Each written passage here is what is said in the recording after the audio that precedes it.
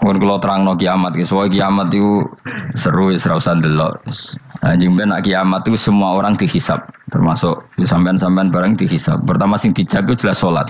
Jadi kalau masalah ibadah mahdoh itu salat, nah masalah sosial itu asal tidak saling bunuh. Terus kula terangaken ya. Terus ngendikane Rasulullah sallallahu alaihi wasallam ngendikane la yazalul mar'u fi fushatin min dini malam yusib daman haroman. Bapak malih nggih. La yazalul mar'u fi fushatin min dini malam yusib daman haroman. Seseorang itu boleh serilek-rileknya dalam beragama asal dia tidak punya masa lalu mengalirkan darah yang terhormat. Kamane cara Jawa ora tau mateni wong, ora tau mateni wong, ora tau mateni wong mukmin utawa ora oleh mateni wong sing muahad atau mustaman. Ya ada aturannya lah. Jadi kalau sampean urip ora tau mateni wong iku wis cara beragama iku rileks karena fifus satin mintin. Nah tentu mateni itu ada banyak sebab. Di antaranya fatwa yang ekstrim. Sehingga ulama dulu itu senang guyon sampai keterusan saiki. Jadi kabeh wong alim khase sering guyon karena memang menghindari omongan penting. Kenapa? Karena sekali omongan penting ini kadang yu'addi ilal fatwa bitaqatul. Takutnya fatwa itu ekstrim, kemudian saling apa? Saling bunuh.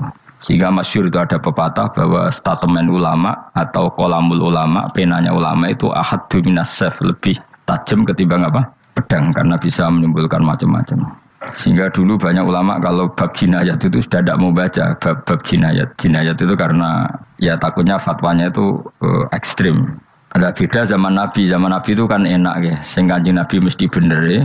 Musuhnya Abu Jahal CS mesti salah ya. Tukaran saiki wis gak seru. Tukaran mbek kowe repot. Masih aku musuh sampean iki sowe bener sampean. Wong ora tau urip ora tau seneng mbok musuhi ku piye ngono dadi. Kan gak penak. Jajal misalnya kiai tukaran mbek santri, wong mesti kan normalnya bela kiai ini, mergo luwih alim luwih bener. Tapi kan cara pandang lha iya sing bener kok mau ngalah kan. Iso wae sing disalahno pangeran iku sing saiki wong tuwa tukaran mbek anak, kira-kira wong nyalahno sapa? Nyalahno wong tuane apa anake? Cara kowe dadi hakim, wong tuwa kok wani anak, kualat ngono ya lucu. Mestine kan anak kok wani wong. Tapi wong tuwa kok wani anak, wong tuwa model opo? Anak wani wong tuwa ya anak model opo? Ya model milenial model. Tapi potensinya itu sama-sama salah. Sehingga ulama itu mulai dulu itu menghindari ngendikan penting itu menghindari karena ya tadi takut fatwa itu. Saya ulang lagi ya. Jadi seseorang itu selonggar-longgarnya dalam beragama asal tidak pernah membunuh, tidak memburu darah yang seharusnya tidak terbunuh. Terus kalau masalah ibadah itu Allah ngambilnya sholat. Awwalu ma yuhasabu bil mar'u apa? As-sholat. Pertama yang dihisab itu sholat. Jika sholatnya lolos, maka hisab yang lainnya apa? Ringan. Ya pun ngoten. Terus ada hisab-hisab yang iku waca mungkin sampean iso ngantisipasi hisab. Nah, jadi la tazulu qadama Adam atau qadama ibni Adam yaumal qiyamah hatta yus'ala an arba'in. Pertama ditanyakan dari sifat mudanya, dihabiskan untuk apa, umurnya untuk apa, hartanya dari mana, setelah mendapat untuk apa. Terus wa'an ilmihi madza amila bihi, terakhir setelah mendapat ilmu itu apa yang dia perbuat. Mulane ada orang tok ilmu tidak ditakoki wae pangeran ngrate apa takoki. Ilmu iso nglakoni, mboten gadah ilmu ya Gusti. Terus serepet sampeyan. Dunya mboten gadah dunya. Lha apa ning dunya nggih ngentosi mati sing aman niku. Aman napa? Sebab itu orang fakir itu masuk surga lebih cepat timbang orang kaya kacek pinten 500 tahun kita kok dia apa mboten gadah napa-napa iso ngaji mboten jadi gak perlu pertanggungjawaban mereka napa sekacau kan. Nah sementing kalau terangno ngeten ya niki penting rungokno mahsyar iku maknane iku nggon giringan terus kiai kuno maknane bayangno nggon mahsyar iku maknane tempat dihalonya semua manusia terus mauqif itu tempat diberhentikan napa tempat diberhentikan terus di situ Anda innahum mas'ulun mereka semuanya ditanya dihisab. Semuanya dihisab. Terus ngendikane Kanjeng Nabi, hasibu anfusakum qabla an tuhasabu. Menghisablah diri kamu sekarang sebelum kalian semua dihisab. Sehingga potensi kita ini umat Islam utamanya yang tahu ngaji-ngaji ini, sampean semua dihisab ini kemungkinannya kecil. Karena ketika kowe ning donya sampean sedantene kan biasa wis donga robbana zulamna anfusana. Jadi ya Allah, saya ini benar-benar mendolimi diri kita sendiri. Karena tujuannya hisab itu taubah. Taubah itu mempermalukan mereka di depan umum. Seorang lagi ya. Jadi semua hisab itu taubihan, mempermalukan mereka di depan umum bahwa mereka orang yang buruk. Sementara kamu di dunia sudah sering ngaku orang buruk. Saya ini wis rawong akeh maksud ini kan. Terus ketika ngaku apa Rabbana zalamna anfusana. Sehingga ngendikane Kanjeng Nabi sebuti hasibu anfusakum qabla antu hasabu. Menghisaplah diri kamu sendiri sebelum nanti kamu benar-benar dihisap. Sehingga umatnya Rasulullah itu kemungkinan kena hisab itu kecil sekali karena tadi sudah terbiasa menghisab dirinya sendiri. Apalagi kita kata Rasulullah, saya dikasih hadiah yang para nabi sebelum saya enggak dikasih hadiah itu. Apa itu? 5 hal itu. Di antaranya apa? Kata Rasulullah, wa utitu khawatima suratil Baqarah. Saya dikasih terakhir-terakhirnya surat Baqarah. Di surat Baqarah itu umatnya Nabi dapat bonus dan ini luar biasa, yaitu ayat Rabbana la tu'akhidna in nasina wa akhtana. Ya Allah, jangan hisab kami, jangan beri sanksi kami, jangan azab kami kalau suatu saat kita lupa atau salah. ASP nak kue urung salah padahal mesti salah. Rai-rai ini gak mesti salah. Wes gawe perjanjian mbek pangeran Gusti. Dalam perjanjian dong ya apa? Setiap saat salah langsung sepuro. Mohon mboten usah istighfar malih pun niki pun niku. Terus deal sebagai deal ini. Lah itu ngendikane Kanjeng Nabi senyum-senyum senenge ra karuan. Dan setiap itu dibaca oleh umatku, Allah sudah jawab qala na'am. Jadi Rabbana la tu'akhifna in nasina aw akhtana. Terus qala Allah menjawab na'am. Terus Rabbana wa la tahmil alaina isron kama hamaltahu 'alal ladzina min qablina. Nabi Muhammad jawab, Allah menjawab na'am. Sampai terakhir wa'fu anna, Allah jawab na'am. Kemudian para kiai itu punya kiat supaya umatnya itu hafal itu. Terus jadi bahan tahlil itu masalah ya. Faminhum ya faminhum. Sing tahlil ya ora paham, sing kritik ya ora paham. Alhamdulillah itu mesti padha-padha ra kena hisab. Mergo padha-padha ora napa? Paham. Jadi ora ono barokah kaya goblok wis barokah tenan. Mergo sing lakoni ya ora paham, sing kritik ora paham. Jadi kalimat yang di akhir surat Baqarah itu adalah termasuk hadiahnya Rasulullah yang tidak diberikan pada Nabi sebelumnya. Ini apa ini? Utitu khawatima suratil Baqarah. Saya dikasih akhir surat Baqarah. Gini ku setiap doanya umat Nabi Allah jawab napa? Naam. Jadi ya Allah la tu'akhidna, jangan kasih sanksi kita innasina au akhtona. Allah jawab naam. Itu satu. Terus kedua, umatnya Nabi itu kalau dosa itu tidak perlu prosedurnya harus istighfar. Banyak amalan yang menjadikan diampuni. Misalnya kafaratul majlis itu lafadznya agak istighfar. Subhanakallahumma bihamdik misalnya. Dan banyaklah imatatul adza anit thoriq. Misalnya Nabi pernah cerita ada seseorang yang nakal, kemudian gara-gara menyingkirkan duri di jalan yang ganggu orang lewat, kemudian Allah memaafkan. Ada yang dimaafkan karena ngombeni anjing, macam-macam lah. Kemudian ngombeni santri, macam-macam. Sehingga potensi kita dimaafkan itu tinggi sekali karena ada sekian amal yang itu menjadi sebab ridhanya Allah Ta'ala. Malah kalau dalam dunia wali itu ada seorang wali mau ngarang kitab, kemudian tintanya itu diminum lalat, dia membiarkan tinta itu sampai lalatnya sampai kenyang, kemudian gara-gara itu dimaafkan oleh Allah Subhanahu wa Ta'ala. Banyak sekali. Sehingga potensi kita dimaafkan tinggi. Terus turus, dadi orang ngrasani wong enggak macam-macam lah. Iku ya insyaallah disepuro pangeran. Dadi ana wali, dadi wali mergo kakean apa? Turu ditakoki, kenapa kowe kok turu wong wali? Mboten siap roh donya Gusti. Kenapa? Donya wis rusak tok, patok mboten roh Gusti. Lah iku ya mari swarga napa? Ya swargane wong turu ya kira-kira tok. Tapi jadi umat Nabi itu luar biasa. Makanya saya yang heran nih kalau ada orang alim bikin gerakan terlalu tenanan itu keliru, biasa mawon. Turu ku ya ibadah, wae agar gak zina, gak maling, wae agar gak nglakoni dosa gedhe niku sanggep bae napa? Ibadah. Karena tadi Rabbana la tu'akhidna in nasina wa akhtana. Terus Allah jawab na'am. Sehingga kiai-kiai itu takut orang itu lupa, terus dimodifikasi sedemikian rupa jadi wiridan. Tapi alhamdulillah kok banyak yang kritik. Jadi ya biar seimbang, napa? Seimbang bae alam demokrasi. Jadi kalau lagi kecewa ambek sing kritik, mergo insyaallah rapati paham masalah usul ini. Karena satu-satunya cara supaya orang paham itu pancen yo dijak latihan bareng-bareng. Gak ngono wis malah ra paham blas. Ya tapi tadi ya semua itu resiko. Zaman Nabi Sugeng ana ibadah sunat dilakoni terus, Nabi yo duka, kuwatire dianggap wajib. Tapi nak arah dilakoni belas Nabi yo duka wong sunat ora tau dilakoni. Jadi sudah alhamdulillah sekarang ono sing ngritik, ono sing setuju biar seimbang no. Wong padha ora paham wae napa? Padha. Padahal makna ayat itu luar biasa. Rabbana la tu'akhizna in nasina wa akhtana. Terus kedua, Rabbana wala tahmil alaina isran kama hamaltahu alal ladina min qablina. Ya Allah, jangan beri beban kami sebagaimana engkau memberi beban kepada orang sebelum kami. Dulu itu kalau ada orang yang salah, itu harus dibunuh oleh orang yang tidak salah. Liyaqtulal bari'u minkum al-mujrima. Supaya yang tidak salah membunuh yang salah. Sehingga ketika umatnya Nabi Musa menyembah anak sapi, ijel itu, apa kata Allah?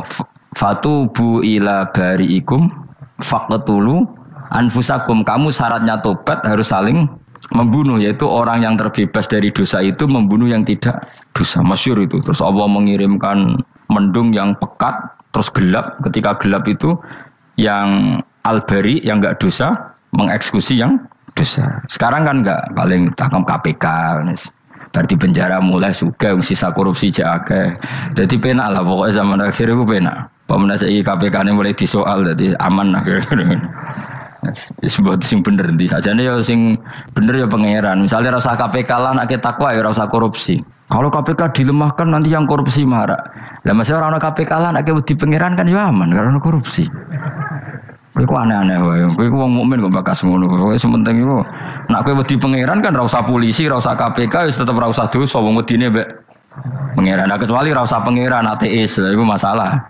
Ya, tapi kan omongan ini gak populer, padahal bener. Nah, aneh. Jadi karep pemilu ini terbebas korupsi, nak ono KPK, urip makmur, nak ono menteri kemakmuran. Pokoknya kuwabe kuwi mbok gantungno pejabat negara. Mengene tau hitam jeblok, sak jeblok-jebloke. Misalnya rasa sejahtera, saya menteri sosial harusnya gini-gini. Ngono korupsi salah KPK. Ngono ono ra keamanan salah polisi. Senengane nyalahno wong. Gue sekali-kali nganggo tauhid. Nah ono adab iku mergo dosa yang sudah kelewat. Ya tapi kan gak mungkin ngomong bernegara gitu. Tapi atas nama iman bahasa kita seperti itu. Kalau atas nama bernegara emang kita butuh polisi, butuh tentara, butuh KPK. Tapi atas nama iman ya tadi kalau kita diberi sanksi Allah itu rata-rata dari bima qaddamat yadaka itu pasti ada salah yang pernah Anda lakukan. Ya, tapi sudahlah ini zaman sudah seperti ini. Anut umumnya wong akeh.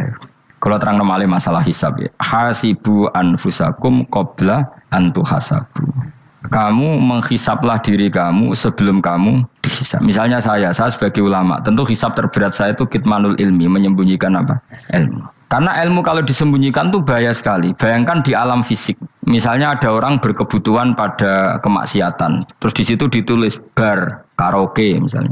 Orang bisa ke sana karena ada tulisannya, ada WA-nya, ada alamatnya. Kemudian ketika Anda bisa Fathul Qorib, tidak ada tulisannya. Harusnya Anda juga nulis ahli Fathul Qorib, ahli Fathul Mu'in, nah, atau ahli Jaljalut, tulis saja.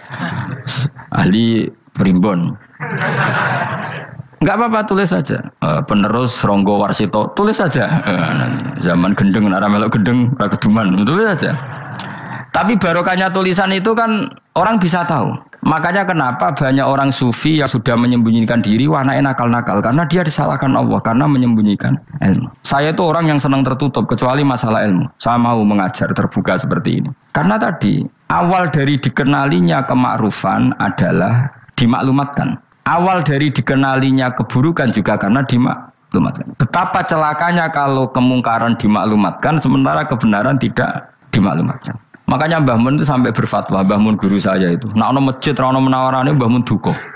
Masjid kok ora ono menarane, wajib ono. Dulu saya iskal kenapa menara jadi wajib. Tapi setelah saya tambah angan-angan, secara fikih jelas tidak wajib. Tapi coba bayangkan, misalnya ada bar lampunya tinggi, orang dari jauh tahu itu bar, sehingga kalau mau maksiat misalnya ingin ke sana. Sekarang misalnya masjid gak ono menarane, ada orang ingin sholat, ono masjid tahu ora. Tapi baru kayak ada menaranya kan? Tahu. Intinya semua kebaikan itu harus dimanarohkan. Makanya manaroh itu dari kata nur. Dimenarakan. Dari kata nur. Dari kata dicahayakan. Dimaklumatkan. Sehingga mulai dulu lama itu meskipun humul itu menyembunyikan diri. Tapi kalau masalah ilmu mereka membuka diri. Loh, coba kalau misalnya ngaji seperti saya ini. Saya tidak terang-terangan jadi orang alim. Sebetulnya nggak baik. Kalau kamu ujub, sombong, aku orang alim itu tidak baik. Tapi kalau kita kan tidak karena ujub tadi, harus memaklumatkan. Coba berapa bapak-bapak yang tertolong nyari bidan ketika istrinya hamil, gara-gara tulisan karena yang nolong itu bidan, ya kan, dokter gigi, atau kalau nggak dokter ya ahli gigi. Ahli gigi itu yang dipasang tanpa medis itu. Tidak kamu menjadi tahu karena apa coba? Tulisan kan. Tapi kenapa kebaikan tidak seperti itu? Harusnya sampean itu tulis saja. Misalnya sampean nggak alim saja, maklar orang alim. Siap menyalurkan ke tempat-tempat orang alim. Coba TKI tenaga kerja itu. Mereka tahu Korea, Hongkong karena tulisan penyalur tenaga kerja. Tulis saja rumah kamu penyalur ke orang alim. Nanti antar ke berduaan. Kalau ada orang tanya, maksudnya gimana? Kalau butuh orang alim, tak antarkan. Oh ya sudah. Itu kalau se-Indonesia, itu luar biasa. Jadi yang ngajinya dulu Fathul Qorib sampai bab sholat itu saja ahli Fathul Qorib sampai bab sholat. Terus saja dalam kurung pemahaman pas-pasan. Enggak apa-apa. Lo coba dokter itu kan fair. Kalau ilmunya pas-pasan tulis dokter umum. Kalau dia merasa pinter dokter spesialis. Dan itu menjadi orang tahu. Tulis saya kan ke ahli saraf. Nah. Loh boten guyon itu betul. Makanya saya ini termasuk orang yang menyembunyikan diri. Tapi kalau bab ilmu enggak. Sehingga nyun saya ada sombong banyak gus-gus alim yang ngaji saya Jamul Jame, ngaji Mahali. Padahal itu kitab tersulit di pondok. Tapi gara-gara saya sering cerita, saya pernah ngaji Jamul Jame sama Mbah Mun. Saya pernah mentakriri kitab ini. Hanya banyak yang ngaji saya. Kalau tanpa itu kan mereka enggak tahu. Ya sampean enggak apa-apa kalau menyaingi saya. Tulis saja di rumah kamu ahli Jamul Jame. Barang diparani ahli apa? Ahli jilid. Maksudnya kalau kitab kamu rusak bawa sini. Ya enggak apa-apa. Nah, sehingga syarat utama jadi nabi itu sebetulnya memaklumatkan diri. Ya saya ulang lagi. Pertama nabi jadi nabi syaratnya apa? Memaklumatkan diri. Sehingga pertama beliau jadi nabi naik gunung Sofa, kemudian ya ma'syara Quraisyin halummu ilayya, wahai orang Quraisy ke sini.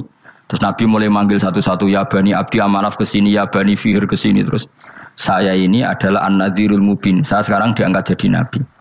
Terus Abu Lahab marah-marah, tabban laka ya Muhammad alihada jama'tana. Muhammad kamu itu orang sial, kita enak-enakan tidur gara-gara kamu manggil kita datang. Ternyata hanya untuk urusan seperti ini. Makanya terus ada tabat yada abi labi watab. Tapi yang iman kemudian tanya, Muhammad kalau kamu setelah jadi Nabi, misinya apa? Saya diutus Allah untuk kamu menyembah Allah, tidak boleh menyekutukan Allah. Dan Allah memerintahkan kamu afaf itu meninggalkan zina, meninggalkan maling, gini-gini. Coba kalau Nabi tidak memaklumatkan diri, jadi Nabi sekelunak-kelunus, ketemu wong monggo nggih. Ada temu dia nggih. Sengerti nak Nabi ku sapa sih? Sehingga orang-orang yang humul, yang menyembunyikan diri itu di bab ulama masalah besar itu. Karena ciri utama dosa adalah kitmanul ilm. Makanya Nabi sidik amanat tabligh fatona. Tabligh itu lawan katanya apa? Kitman. Makanya saya ngaji di mana-mana. Saya di Jakarta ngaji, di sini ngaji, di Pasuruan ngaji. Harus dimaklumatkan ilmu. Dan kalau ada orang tanya ya tak jawab.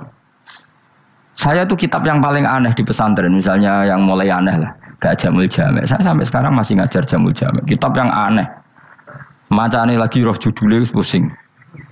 Jamul Jawame, kumpulane pira-pira kumpulan. Dadi ilmu apa ae ana ning kono. Sing gak ana ilmu dukun, mboten enten. Ilmu carane bodoni ora ana. Ning kono mau carane mlebu swarga tok. Mane potensi kula mlebu swarga itu tinggi sekali. Cara sing model piye duwe. Dadi mun. Dadi cara sing model piye duwe. Dadi cukup banyak napa? Cara. Sampe nek di cara sitok orang mesti kula nu gak ada cara kada. Dadi nek dari cara iki mentok ganti cara iki mentok. Ya terakhir paling gampang ku cara nganggo fadhole pangeran. Iku kena mbok tiru. Pokoke mlebu swarga nganggo fadhole pangeran. Masalah utama kita sebetulnya itu. Makanya saya tidak pati cocok sama orang sufi itu. Kebenaran itu harus dimaklumatkan. Sementara orang sufi itu ingin menyembunyikan diri. Itu kalau untuk yang alim itu tidak bagus. Wong kita saja tahu itu dokter atau bidan karena tulisan. Ini bidan, ini dokter. Dan mereka jujur, dokter umum, dokter spesialis. Loh, coba misalnya di kota, kamu tulis saja penyalur kebaikan. Orang yang ingin mondok Oh pondok pilihannya ada, Sarang ada, Peloso, Lirboyo. Kalau saya ke sana gimana? Saya kenal Gusnya, tak anter. Wan keren, juga ada penyalur. Kalau orang bisa tersalurkan ke Korea, ke Korut, ke Jepang karena tulisan, kenapa tidak banyak orang tersalur kebaikan karena tulisan? Gue orang mau kelunak orang jelas.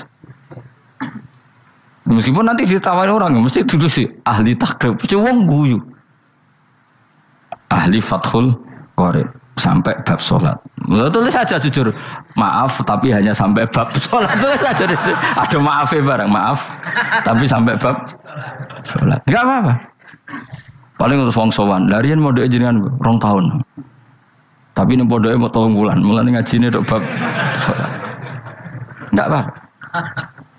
Itu dulu memang begitu. Rasulullah zaman Sugeng itu kalau ngajari santrinya itu balighu anni walau ayah, maklumatkan ke kampung kamu meskipun 1 ayat. Banyak sahabat kalau ditanya ya tidak bisa karena ngajinya tidak hatam. Tapi ya terus gak apa-apa, kok tak soal Abu Bakar, tak soal Umar, ditanyakan yang lebih pintar. Saking tidak pahamnya sahabat itu lucu ketika ada ayat Wakulu wasrabu hatta yatabayyana lakumul khaytul abyadu minal khaytil aswad. Itu kalau mau tidur ya benar-benar bawa benang putih sama benang hitam, ditulis dipasang di pintunya. Jadi kalau makan diinceng lagi, kok masih belum kelihatan, wah masih boleh makan. Gitu. Terus begitu. Kalau sudah mulai syuruk, mulai padang, wah berarti sudah imsak. Jadi karena makanlah dan minumlah sampai benang hitam terbedakan dari benang putih. Artinya kalau malam kan, dulu kan nggak ada listrik, nggak ada lampu, berarti kalau benar-benar masih malam nggak terlihat, berarti masih boleh makan. Nanti terus dilihat gitu. Terus, ya sudah wakafnya di situ. Hatta yatabayyana lakumul khaytul abyadu minal khaytil aswad, wakaf dulu. Terus akhirnya Kanjeng Nabi itu piye kok umatku jadi masangi benang ini. Akhirnya Jibril teko. Ini makanya unik dalam ulumul Quran. Satu-satunya ayat yang diturunkan hanya 1 kata itu ya ayat itu tok. Terus Jibril datang, Muhammad ayatnya ku kurang sitok. Minal fajr. Terus ditambahi minal fajr. Jadi minal fajr itu unik. Ada Jibril jauh-jauh dari langit. Iku mau nurun apa?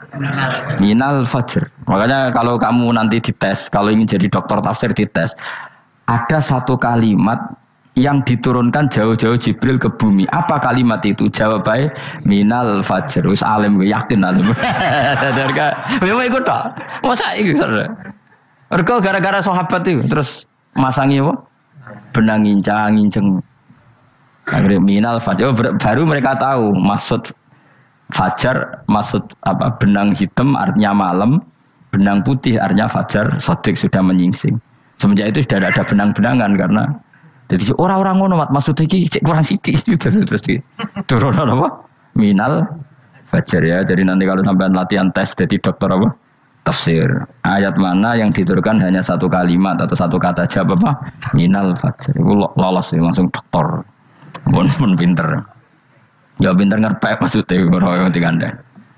Lah nanti hubungan kita dengan Allah ya seperti itu. Sejauh mana kita memaklumatkan Allah, sejauh mana kita mengkampanyakan Allah. Saya berkali-kali bilang, saya kemarin kan di Korea itu sebetulnya saya yakin hanya doa saya sering berdoa, ya Allah Engkau dipuji di langit dan di bumi. Lalu kalau di bumi ateis itu caranya kayak apa? Dulu saya itu terobati karena Uni Soviet setelah persemakmuran banyak menjadi negara Islam. Berarti itu bukti bahwa Allah pun dipuji di bumi Uni Soviet. Lalu yang kayak Korea kayak apa? Ternyata betul Koreanya tetap ateis, tapi gara-gara diserbu wong Indonesia. 49.000 wong Indonesia ning Korea Selatan. Iku mbok gawe sing salat separuh, iku cek pira? 24, kira-kira ya selawe digawe 20.000. Ku 20.000 salat kabeh, tahlilan kabeh surwame. Lah kok sing ngritik tahlil muni sunah Rasul tok wis rame. Pokoke rame lah walhasil. Itu tahlilan wah itu enggak ada hadisnya. Gak apa-apa sing penting muni hadis sing sitok tahlil muni hadis ya ibadah, tahlil ya ibadah. Mbok lah soal kok bener ding totalan guri sing penting rame. Maksudnya sementing rame ngomong visi Islam. Itu Islam tahlil sitok Islam sunnah Rasul enggak masalah. Wong ape yakin bener saiki ya ora ono klarifikasi. Tapi sementing kan kabeh ngomong tentang Islam. Artinya gini, Allah punya cara untuk supaya bumi Korea itu ada yang bertasbih bersujud. Mil'us samawati wa mil'ul. Allah tidak kurang cara. Golek wong kedonyan ditawarik ke sana demi uang. Bareng wis ning kono dielingno pangeran. Segawe masjid, kontrak masjid macam-macam lah, masjid kontrakan ning Korea. Ngene ra ono masjid. Pusing. Saya pernah ngisi di satu masjid itu gambare pintu gerbangnya bukan salib kan. Ternyata tingkat 1 itu gereja, tingkat 2 bar, tingkat 3 masjid. Kadang yang kebalikan masjid, bar, gereja. Satu gedung. Jadi malaikat saya tidak tahu lewatnya gimana itu kan. Saya nggak tahu itu cara lewat gimana. Karena malaikat bagian rahmat itu nggak bisa dia lewat salib. Ya. Tapi dia harus menulis ganjaran yang sholat. Nggak tahu saya lewatnya dari mana karena itu. Ya tentu dia punya cara lah. Tapi yang jelas ya agak bingung ini gimana. Itu pernah yang tingkat 2 itu bar pas aktif. Ada santri yang ya pekerja imannya pas-pasan. Kalau nanti gus badhe Jumatan, mlebu bar pas aktif wae wong ayu. Meh wera Jumatan. Mergo mau tingkat 2 bar, tingkat 3 masjid. Itu ana khutbah yang barnya tetap main, ada bar yang masjidnya tetap khutbah. Itu masuk bar. Sudah Jumatan apa ning kene wae.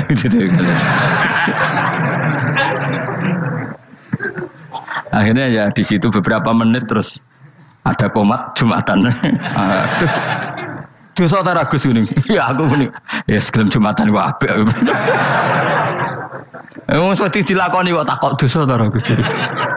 Ora imus kadung lakoni kok takok. Artinya gini, Allah punya cara untuk menyebarkan Islam di Korea. Sama seperti Allah punya cara untuk menyebarkan Islam apa? Di Indonesia. Dulu orang Gujarat, Punjab, ya sejarah ini menurut saya ya tetap sebagiannya benar. Meskipun tidak seluruhnya benarnya sejarah Islam masuk Indonesia rata-rata orang kan menulis pedagang Gujarat, India ke Indonesia dagang karena mereka mukmin akhirnya juga menyebarkan apa? Islam. Itu jelas nyata. Meskipun tidak semuanya seperti itu karena ada yang dibawa Yusuf Baros itu yang muridnya Sayyidina Ali itu. Terus juga ada yang dibawa beberapa habaib dari Yaman langsung ke Indonesia kayak yang di daerah Tuban itu kan langsung habib-habib dari Samarkand langsung ke mana? Tuban. Makanya saya bilang sejarah itu semuanya benar karena memang variasi masuknya Islam di Indonesia itu banyak. Jadi itu enggak masalah. Yes, sampean niru sing kedonyan mawon sing luwih gampang napa? Lho nggih to, kayak Jakarta itu kan kota kayak gitu, baru kayak wong kedonyan orang ke Jakarta semua. Gara-gara tahu mondok pedutan tadi ahli Fathul Qorib tadi yang sampai bab salat terus bikin masjid. Iku coba takoki faraid terang ora iso kan. Pemene takoki muamalah terang ora iso, tapi nak trimo carane salat sing batal apa ngentut roh. Aduh. Ilmune kok roh nak nganti bab iku jek roh. Sing batal salat apa jek roh ngentut nyekel wong wedok jek roh. Tapi mbok aja takoki sing detail apa? Cara mengenali kiblat dengan hisab yauma rasdil kiblat wis ora iso. Atau nganggo komputer itu loh. Nganggo jam nganggo kompas. Padahal ana ilmune yauma rasdil apa? Kiblat. Di bulan tertentu, hari tertentu itu nanti matahari tepat di atas Ka'bah. Serang ora iso nek ngono niku serang ora iso. Ya saya ulang lagi ya. Jadi kesalahan kita adalah kebenaran itu kita sembunyikan. Padahal awal dikenalnya Islam itu lewat i'lam. Fasda bima tu'maru. Kebenaran harus dimaklumat. Tapi problemnya Islam Indonesia tuh kadang humul tuh bangga. Enggak dikenal orang itu bangga gini. Oke lah, kalau yang enggak, saya sendiri ya suka humul. Sampai sekarang saya suka humul. Saya sampai sekarang enggak suka tamu. Bukan karena benci tamu, ribet. Maksud saya kalau sowan kiai ya ngaji saja, ora usah sowan. Oh ribet. Ya lucu kan, seneng Gus Bak jare wong alim. Terus senenge mau sowan tok ngaji ra gelem piye karepe. Wong kok aneh. Iku berarti kalau karo kowe seneng dokter, di konsultasi obat ra gelem tapi ngajak jagongan. Dok, jenengan tiyang pundi? Jenengan manggen dalem mriki mulai tahun pinten?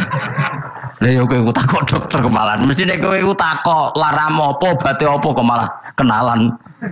Pindah Jogja tahun pinten, Dok ya? Dan jenengan kawin mriki tahun pinten? Lha wong jare Gus Bae wong alim kok sowan ngono. Jenengan kelahiran tahun pinten, Gus? Zaman dinosaurus. Wong alim kok takoki lahire iku piye karepe?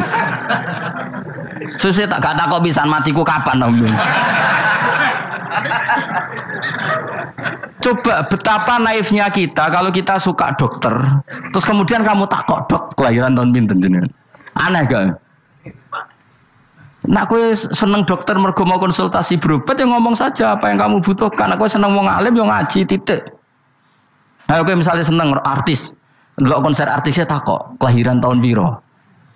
Gak penting artis ayu mbok delok seneng wis sudah gitu aja. Ora wong alim yo ngono ngaji seneng. Yang kadang wong Jawa lucu, seneng wong alim sowan terus takok-takok. Mana iku dudu obat ngono, yakin ngono. Maksudnya bu sing profesional maksudnya sing rontok bener sithik lah dadi wong aja bener nemen-nemen gak mungkin wis pokoke bener sithik-sithik. Makanya kemarin ngaji apa Nasaihul Ibad kan gitu, mujalah satu ulama artinya apa fi majlisil ilm ketika ngaji ora kok mujalah satu ulama utawa sowan matekno wong ngerani ngedet Jawa. Kula termasuk kiai yang kampanye ini. Kula termasuk kiai terkenal tapi sing tamu kula rapati kathah. Iku jaga masyaallah tenan wis. Muga-muga rodok tobat sithik-sithik maksudnya. Maksudnya ya sudah lah. Ya tadi hubungan wong alim ya sudah ngaji. Kalau hubungan sama dokter ya tanya konsultasi apa? Medis. Kan lebih enak. Nah, hubungan mbek dukun wis takok wis. Mbah niki menyangking pundi.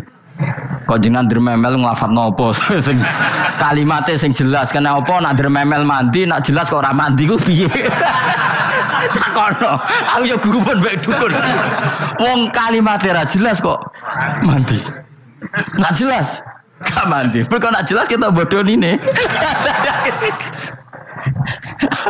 ayo guru mantra iku mesti gak wae rungokno tenanan kalimate terus ra jelas dukun-dukun dulu.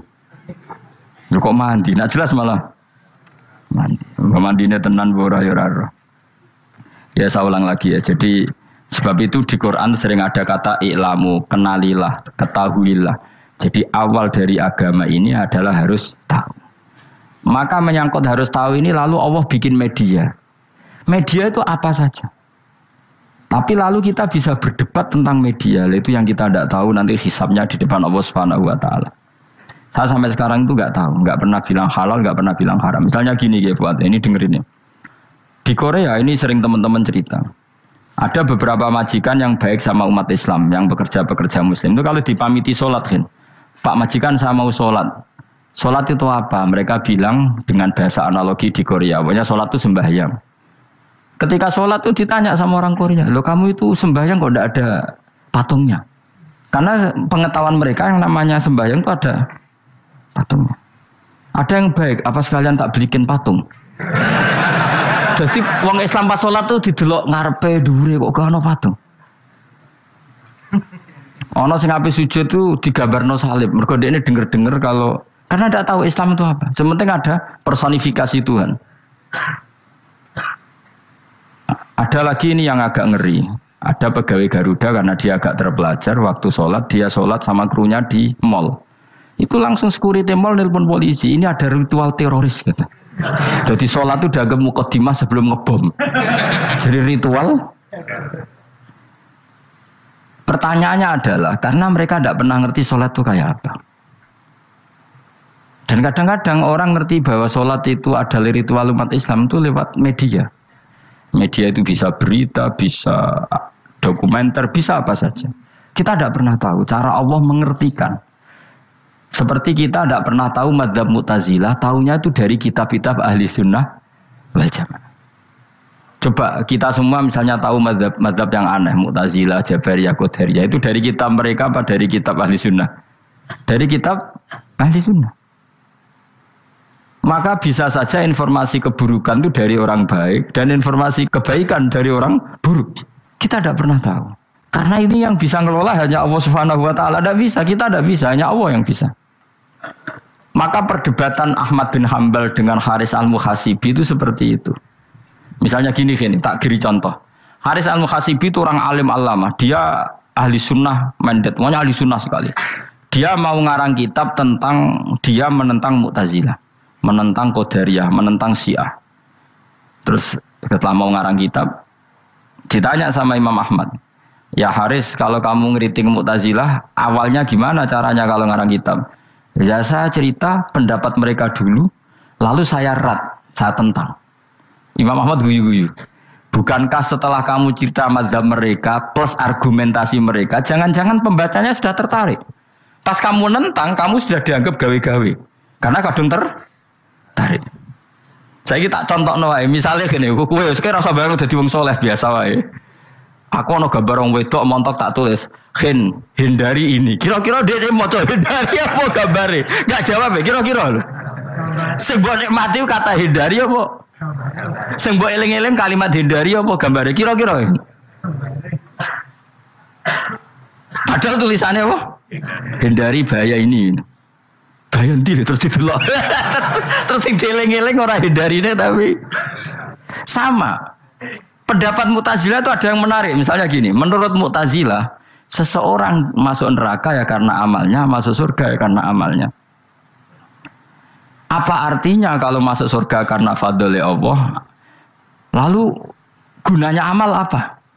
Mungkin pembaca kan tuh, wah ini proporsional ini. Gak ada ahli sunnah, jadi bus warga mereka fadl pangeran. Kok enak? Lalu gunanya amal apa? Padahal dia tahu pendapat Mu'tazilah itu dari kitab itu, kitabnya orang ahli sunnah. Gak pernah tahu kita. Ya saya ulang lagi. Itu kan ibarat kayak KUHP. Kamu baca KUHP draft, terus kamu cocok. Kamu mesti nyalahkan yang demo. Atau baca buku selebaran orang demo, kan terserah kamu. Kamu kan punya akal, kan tetap milih. Tetap milih. Problemnya kata Imam Ahmad itu, ketika kamu menceritakan pendapat Mu'tazilah, bisa-bisa orang itu kadung tertarik. Ketika mulai kamu tentang, orang itu gak tertarik sama penentangan kamu.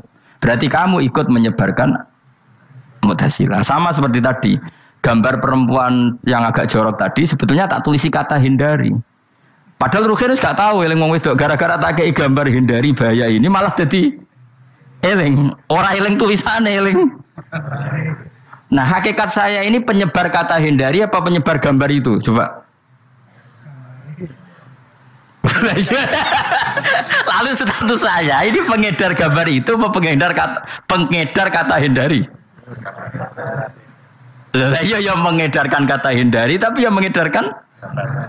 Nah sama sekarang pertanyaannya, kalau kamu ngarang kitab anti Mu'tazilah itu sebenarnya pengedar mazhab Mu'tazilah apa penentang?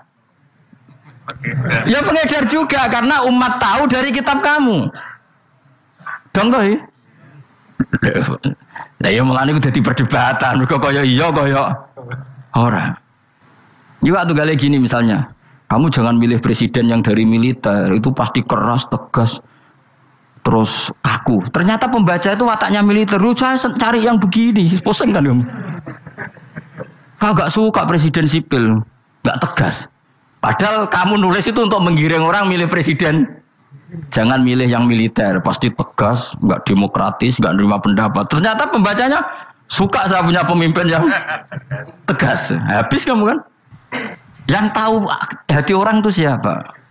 Makanya ketika kitab ahli sunnah dipenuhi dengan cerita-cerita madzhab Mu'tazilah, itu sebetulnya kamu itu pengedar apa penentang? Itu pertanyaan Ahmad bin.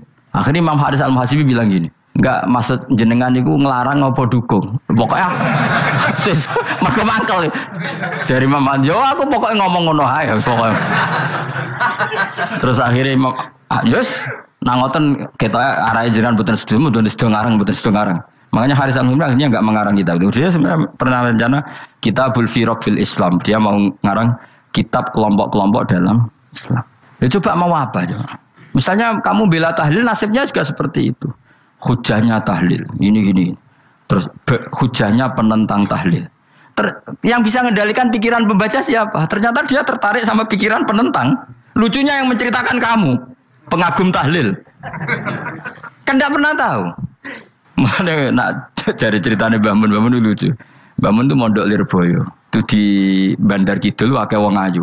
Itu dulu babahnya Mbah Mun itu ada yang suka orang sana sampai nikah orang sana juga pulang ke sarang. Itu diantara mbah-mbahnya Mbah Mun. Suka perempuan sana terus nikah sana nggak pernah pulang ke sarang. Nah, Mbah Mun itu lahir dari adiknya, pokoknya dari keluarga, dari saudara yang nggak pernah pulang dari Bandar. Diwasiati mun nak mondok ujo geman dolan ning Bandar Kidul. Wah, akeh wong akhirnya malah penasaran. Justru kalimat itu yang menjadikan maksudnya ku ajune nganti sepiro kok nganti mbahku katut kan malah akhirnya penasaran. Lare kata Mbah Mun tak angen-angen bener Imam Ahmad bin Hambal. Maksudnya ku kalimat itu pancen ribet. Kalimat itu ribet banget. Coba milih mana coba? Jong ojo geman moro pasar opo lah nang daerah kono. Ono opo? Bahaya kan? Gara-gara kamu melafatkan itu malah orang penasaran. Di sana ada bareng delok ning kono, yo nak terus mulai nak ora. Nah, makanya pertanyaannya, pengarang buku juga kena hisab karena sebetulnya apa yang dia tentang orang lain menjadi tahu karena ceritanya dia. Coba kamu ngarang kitab saja yang anti Syiah atau anti Mu'tazilah atau anti Murji'ah atau anti otoritarian, mesti pembaca itu nggak bisa kamu kendalikan. Nah, itu juga rawan hisab, makanya berat. Makanya walatus alunna yauma idzin anin naim. Semua itu nanti dimintai tanggung jawab oleh Allah Subhanahu wa taala. Karena kita tidak pernah tahu. Akhirnya Haris Al-Muhasibi gak ngarang kitab. Imam Ahmad itu tidak punya karangan kecuali riwayat Musnadu Ahmad bin Hanbal. Kalau ada 14 juz. Dia tidak punya karangan. Ketika ditanya, saya takut membuat hal baru dalam Islam. Karena karangan itu kan mesti melogikakan hukum. Sementara Allah tuh kadang nggak butuh dijustifikasi seperti itu. Jadi cara kitab usul fikih ini, sama tak bedai. Mungkin nggak Allah menyuruh kamu ngangkat gunung Merapi tanpa alat? Nggak, jawab saja. Latihan pinter. Mungkin nggak Allah menyuruh kamu disuruh ngangkat gunung Merapi? Mungkin nggak? Mungkin apa enggak? Nah, itu ulama usul fikih berdebat. Ada mengatakan tidak mungkin. Karena Allah tidak akan memerintahkan sesuatu yang tidak dimampui mukhatab, yang tidak dimampui manusia. Masuk akal. Kaul kedua mengatakan mungkin. Butuhe Allah itu mau wong muni yotok nurut. Senajan to gak mungkin. Ayo Hen, gunung Merapi angkat Hen. Nggih Gusti, siap. Langsung melawayu moro. Muwi Allah wis seneng wah nurut aja iki. Tapi ya kemungkinan cek goblok ora takok sik. Kita kan tidak pernah tahu, makanya ulama ini debat. Kira-kira nak Hen gunung Merapi angkat. Potensinya kan dua, kue langsung melayu apa ngangkat. Potensinya kan kok goblok ngono ora takok. Bicarane kok. Tapi ya mungkin dilembek pangeran. Cek nuruti ora paham-paham lah melayu. Ki milih ndi? Status ngene iki nurut apa goblok? Jawab, nurut apa goblok? Ya nurut goblok. Ya ngono lho. Kita ndak pernah tahu. Mulane tetap pada akhirnya kita itu wain adri. Kita ini tidak pernah tahu. Tapi kita tahu bahwa semua ada hikmahnya. Makanya kadang orang alim itu bilang saya alim, kadang bilang saya tidak tahu. Maksudnya kita tahu Allah memerintahkan pasti ada hikmahnya. Tapi kita tidak tahu maksudnya apa. Ya sudah seperti ini. Akhirnya dunia ya sudah seperti ini. Ya kadang ngerti, kadang nggak ngerti. Ya sudah biasa ya. Kalau kita tak tahu sesuk isih urip to orang. Mungkin jawab ya. Muni roh iku nyatane yo koyo roh. Muni roh yo ora roh nak mati. Mulane sudah. Kadang takoki sesuk iku jeng yo ziarah nggih, Mbah. Tapi kadang wawa alam, Mbah, insyaallah. Ya karena memang ya enggak pernah tahu. Karena apa ya? Wis ra kena diterangno, Kang. Mulane kula niku gadah kitab-kitab perdebatan ulama, anak gejol-gejolkan ngoten niku. Saya ulang lagi ya, kalau kamu mengarang kitab menentang pendapat Mu'tazilah, itu artinya kamu menceritakan pendapat Mu'tazilah, lalu menyebarkan kesalahan mereka. Pertanyaannya, pembaca pertama kali tahu pendapat Mu'tazilah gara-gara cerita kamu. Itu sama, pembaca tahu gambar perempuan gara-gara edaran kamu. Meskipun kamu menulis hindari, tapi kan menjadi tahu. Kamu berarti penyebar kata hindari apa penyebar gambar? Apa penyebar kata hindari? Itu ibarat kayak gini, ada anak kecil baru umur SMP kamu nak hindari narkoba. Bentuknya kayak ini loh nak. Padahal anak kamu itu bakat soleh yang nggak terlintas narkoba. Gara-gara buat cerita ini menjadi tahu. Sekarang omongan iku dihisap tahu orang menjadi tahu gara-gara kamu. Tapi kamu nggak ngandani, takut anak kamu kejebak narkoba. Milih mana? Bingung tuh ke?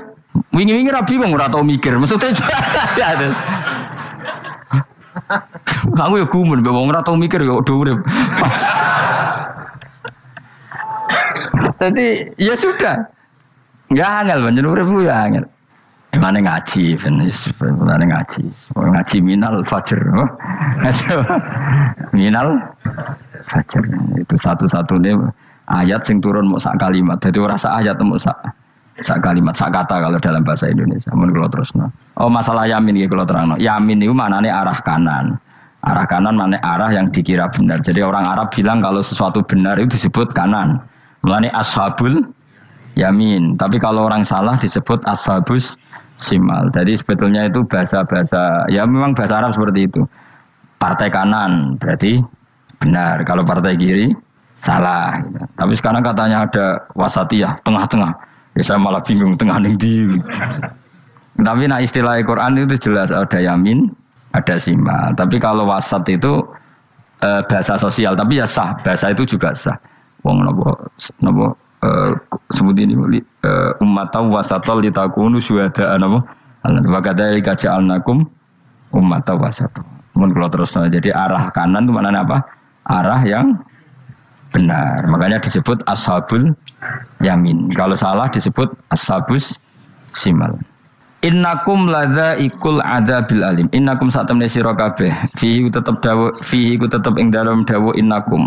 Iltifatun te ono iltifat. Iltifat iku merubah redaksi. Mau kan tentang hum itu dhamir ghaib, tapi sekarang jadi dhamir mukhatab. Ladzaikul adzabil alim. Yektine wong kang bakal nyeksani, bakal ngrasakno siksa sing pedih. Wa mutzauna lan ora den wales sira kabeh ilama kecuali perkara illa jazaa kecuali wales perkara kuntum kang ana sira kabeh tak malu nang nglakoni sira kabeh illa ibadallahil mukhlasin kecuali kaulane Allah sing ikhlas. Jadi semua orang itu akan kena siksa kecuali kaulane Allah sing napa ikhlas. Wis ikhlas pokoke enak-enak ibadah ikhlas mun nang ngandel kula ibadah paling nyaman ikhlas. Mulang ya mulang ae mergo perintah Allah. Cek murid temroh hae guru cek ora ban sak karep-karepe pokoke mulang ya mulang ae. Sekolah nih, pokoknya mulang-mulang aja. Cek roh aku ora urusan, pokoknya mulang wis. Boleh ridane Allah, ben sebenarnya akhirat rakakan hisab ribet mikir manusia ribet. Pemane mikir hak-hakmu ribet. Turuti ora tau warah, serepot kabeh. Ben ngono dunya ben ngono. Nah dhewe mesti dianggep ae urip sedina-sedina. Sing ngomong bayangno urip suwi wis sapa? Wa amali akhiratika ka annaka tamutu. Mana kalau nanti 200.000 tak anggap lagi, urip nganti sesuk duit 200.000 cak aki. Tapi bayangno duit akeh, bayangno urip nganti 1 tahun. Sing ngongkon bayangno ngono iku ya sapa? Jelas Nabi dawuh wa amal li akhiratika ka annaka tamutu hutan. Kamu ngamal untuk akhirat seakan-akan mati be. Jadi misalnya aku digedingi wong sakmen aki, digedingi mok sewengi enteng sesuk wis mati wae. Jebule cek urip. Ya anggap ae cek sesuk. Kan mok sedina-sedina ngitunge apa? Mulane anggere ana panitia ngundang aku pengajian ku pusing. Aja mbok undang saiki aku mari bingung. Pokoke nek sesuk acara bengi aku kandhani. Mboten Gus ben ana kepastian. Kepastian mbahmu ora melok duwe donya men kepastian namanya. Wong ora tau ngaji tauhid to namanya. Pas, ya coba 2 bulan lagi disuruh bilang iya ben ana kepas. Sing iso ngatur donya sapa? Akhirnya tapi ini benar kepastian mbahmu manusia sing iso nonton sapa.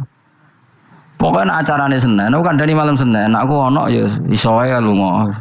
Gampang kan? Tapi kan jantungan. Akhirnya golek kiai serep. Alhamdulillah ras itu. Atus kula ngaji teng mriki wis pokoke umume iku akhir bulan wis ngono tok santai wis.